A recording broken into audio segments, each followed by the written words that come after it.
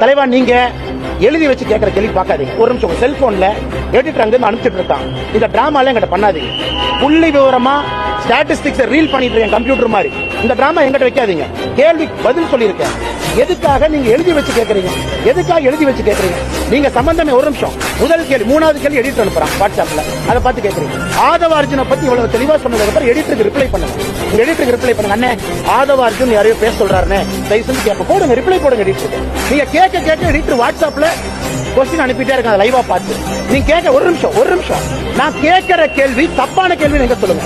அப்புறம் செல்போனை பார்த்து கேள்வி கேட்கறீங்க. நான் செல்போனை பார்த்து படிக்கிறேன். ஒரு நிமிஷம் செல்போனை பார்த்து இருக்கேன். எல்லா கேள்விக்கும் துணிவோடு தைரியமாக நேர்மையா சொல்றேன். அதே நேர்மையை உங்கள்கிட்ட நான் எதிர்பார்க்கிறேன். ஆதவ அர்ஜுன் லாட்டரி மாட்டின் மருமகன், பிசிகேல இருக்காரு, முக ஸ்டாலின் இருக்க சம்பந்தம் எல்லாம் சொல்லிட்டேன். ஒரே கட்சி, மாநில கட்சி, ஆயிரக்கணக்கான கோடி ரூபாய் திமுக. ஏன் கேள்வி கேட்க மாட்டேங்க? 18 மாநிலத்தில் ஆட்சியில் இருக்க ப்ரோரேட்டை பிரிச்சு பாருங்க.